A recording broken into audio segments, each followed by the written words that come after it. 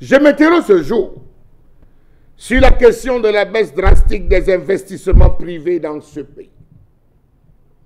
Malgré une augmentation de 75% des flux d'investissements directs étrangers, baptisé IDE, investissement direct étranger dans le continent en 2024, atteignant un niveau record de 97,3 milliards de dollars, le Cameroun, malheureusement, ne figure pas parmi les 20 pays africains ayant attiré le plus d'investissements directs étrangers, selon le World Investment Report 2025, publié le 19 juin par la Conférence des Nations Unies sur le commerce et le développement, organe permanent de l'Assemblée générale des Nations Unies.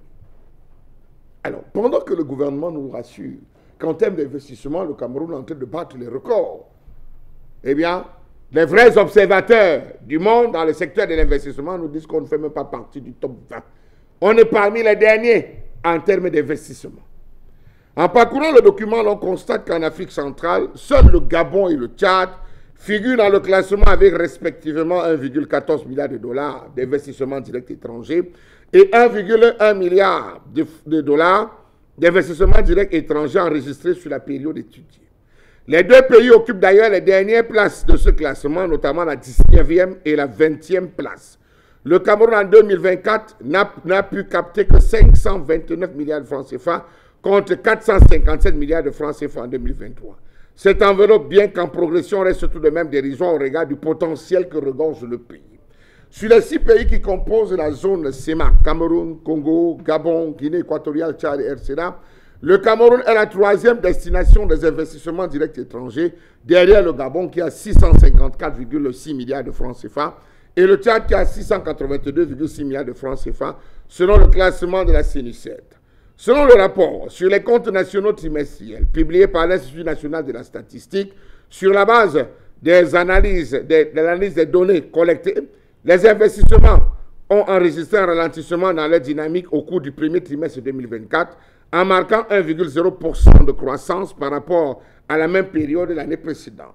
Cette dynamique au ralenti des investissements est principalement imputable au recul des investissements privés, c'est-à-dire moins 0,8% de francs, qui contraste avec la forte hausse des investissements publics de 9,9%. Plus concrètement, l'organisme chargé de l'élaboration de la statistique officielle au Cameroun fait savoir que cette dynamique à la baisse des investissements privés s'explique notamment par la baisse de la demande de biens d'équipement, en particulier les matériels de transport et les ouvrages en pierre, verre et ciment. Le Cameroun reste depuis plusieurs années déficient sur certains facteurs majeurs qui impactent le niveau d'investissement direct étranger, comme la taille de l'économie, la croissance économique, le climat des affaires et l'intégration régionale. Il souligne que les investisseurs recherchent un climat des affaires favorable pour récupérer l'investissement et réaliser des bénéfices. Alors, voilà un pays où on nous dit que les investissements privés, les investissements directs étrangers se font. Mais un pays où le conseil de la magistrature n'a pas siégé, ça fait longtemps, où vous avez un problème en justice, c'est celui qui a les moyens qui s'en sort, où vous tombez dans un piège, vous attendez que le droit soit dit, alors oubliez, le droit ne sera jamais dit, et on voit derrière les affaires défiler. Les investissements privés au Cameroun ont baissé de 38,4 milliards de francs CFA en 2024, un recul inédit depuis 7 ans. Le dynamisme reste porté par l'agro-industrie, tandis que les secteurs des services et de la construction affichent des résultats mitigés. Vous le savez, pour savoir qu'un pays se porte économiquement bien, qu'un pays est en bonne santé, la première chose qu'on observe, c'est le secteur des BTP. Est-ce que les BTP bougent au Cameroun? Est-ce que le secteur du bâtiment, des constructions, des infrastructures? Non. Quel nenni, ça n'avance pas, ça ne bouge pas au Cameroun, tout simplement parce que c'est en état. Non. La majeure partie des chantiers qui se battaient à voir le jour, on a vu, et il faut le rappeler, la grande période des projets structurants, vous avez vu qu'après ça, on est descendu à la phase 1, phase 2, phase 3, des phases qui ne finiront jamais.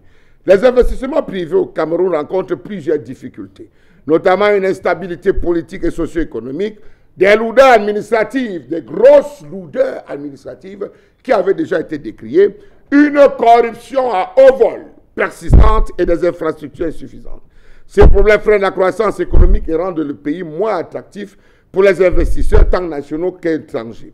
Plusieurs facteurs sont à l'origine de cette situation, des facteurs connus, mais bien entretenus pour laisser faire. Combien tu veux construire une usine de fabrication des boîtes de sardines? Ma part dedans, c'est combien? On va t'octroyer le site dans la vallée d'une thème. Nous-mêmes, on va monter les populations dans la vallée d'une thème pour refuser. On a déjà encaissé l'argent. On va dire, allez, les populations se lèvent. Nous ne voulons pas l'accaparement de nos terres. On dit, va négocier avec les populations. Vous entrez dans un engrenage. L'affaire se retrouve au tribunal. Tribunal sur tribunal. Renvoi sur renvoi. Renvoi sur renvoi. Tout ce que vous avez prévu, les machines que vous avez achetées, tout ce que vous avez pris comme infrastructure pour pouvoir développer, vous remettez le cœur dans le ventre, vous vous déplacez, vous disparaissez définitivement, ainsi va le Cameroun. La preuve, on est parti des péages automatisés au péage semi-automatisé, en passant par les PPP. Comment est-ce que l'affaire là est finie? Point d'interrogation. Les crises politiques, les conflits, les tensions sociales peuvent dissuader les investisseurs car ils craignent un environnement incertain pour les affaires. Bien avant 2016, en termes d'investissement, lorsqu'on calculait sur la base des investissements directs étrangers, la zone du sud-ouest et du nord-ouest était tellement convoitée pour la réalisation de plusieurs projets, plusieurs programmes qui se préparaient à voir le jour. Et donc le dernier, c'était la construction d'une unité de transformation de la patate dans la zone de Moudemba pour fabriquer les croissants de patates et tout. Il a fallu que 2016 arrive, qu'il y ait cette crise des avocats et qu'on se retrouve dans une impénétrable et tous ceux qui ont investi terminés dans l'eau. Les lourdeurs administratives, les procédures administratives sont complexes au Cameroun. Vous ne savez pas là où votre affaire commence, vous ne savez pas là où comment ça se suit et vous ne savez pas comment ça finira. Pour un dossier, allez à la porte 106. Non, on ne retrouve pas le dossier. Allez à la porte 425. Porte 425, redescendez. Allez au service de la cellule de communication. Allez retrouver aux archives, service du courrier. Non, ce n'est pas ce niveau. Remontez sur le SP. Non, ce n'est pas sur le secrétaire particulier. Allez au cabinet du ministre. Ah non, vous-même allez rencontrer le ministre. Je ne sais pas voir votre dossier. Vous tournez dans un ministère et à chaque fois que vous arrivez, on vous rappelle qu'il est midi. C'est le matin. Il faut déjeuner. Il faut bouffer. Un porteur de projet sorti du Nigeria, sorti du Gabon, se retrouve à avoir des difficultés à pouvoir s'en sortir parce qu'il y a des lourdeurs administratives où les gens font sciemment de bloquer votre affaire. Ceux qui réussissent sont ceux qui passent par la présidence de la République. Ceux qui réussissent sont ceux qui ont de l'entre-gens qui leur permettra de pouvoir rencontrer X ou Y pour que cela puisse courir. Corruption. La corruption est un problème endémique au Cameroun, malgré tout ce qu'il y a comme infrastructure de lutte contre la corruption. Rassurez-vous, elle augmente les coûts des affaires et crée un climat d'inégalité, nuisant à la confiance des investisseurs. Vous arrivez au Cameroun avec un projet d'1 milliard. Rassurez-vous, avant qu'on ne vous remette les papiers, vous aurez dépensé 1,5 milliard. Oui, les 500 millions n'ont aucune traçabilité, ça passe dans la corruption. Infrastructure insuffisante, les routes. Regardez l'état des routes. Le maire de la ville de Douala devra avoir honte.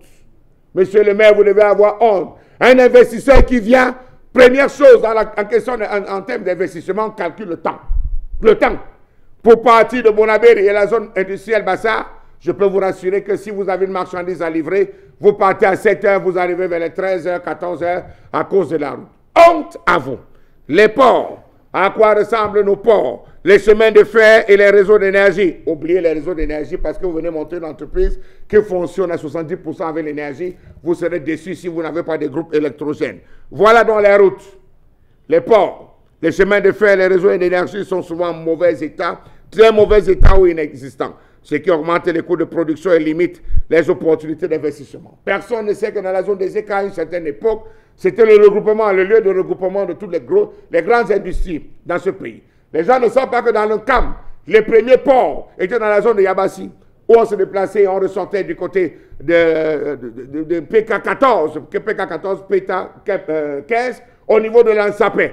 L'Ansapé, c'est un grand fleuve où on venait livrer. On n'a pas renouvelé, on a abandonné, tout est mort. Le financement.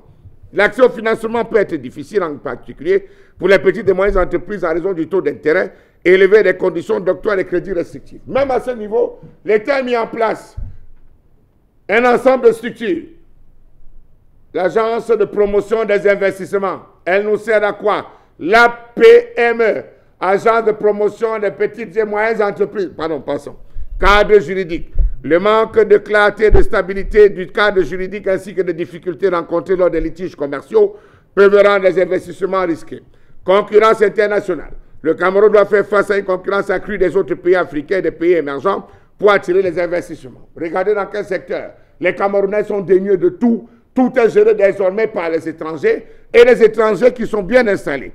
Comment comprendre la non-implémentation des réformes structurelles envisagées en 2011 pour renforcer l'état de droit, lutter contre la corruption, améliorer les infrastructures, simplifier les procédures administratives et créer un environnement plus favorable aux affaires? Le pays peine à tirer profit des flux des capitaux extérieurs. Selon le dernier rapport de la Conférence des Nations Unies sur le commerce et le développement, un organe permanent de l'Assemblée nationale des Nations Unies, le mauvais climat d'affaires entretenu par la corruption, la faible croissance économique, l'insécurité juridique et foncière, des difficultés administratives sera à l'origine de cette situation où il y a une considérable baisse des investissements directs étrangers. Savez-vous qu'investir au Cameroun, il faut avoir le cardio? Investir au Cameroun aujourd'hui n'est pas rentable à raison de l'insécurité juridique et foncière, des difficultés administratives et de corruption. Il faut parler de la question foncière. Un pays où le Conseil de la magistrature n'a pas siégé depuis plusieurs années, ou si vous allez en justice, vous n'êtes pas sûr que votre cas soit traité et que vous aurez gain de cause. Lorsque vous avez raison, vous allez venir investir en cas de problème qui va vous défendre.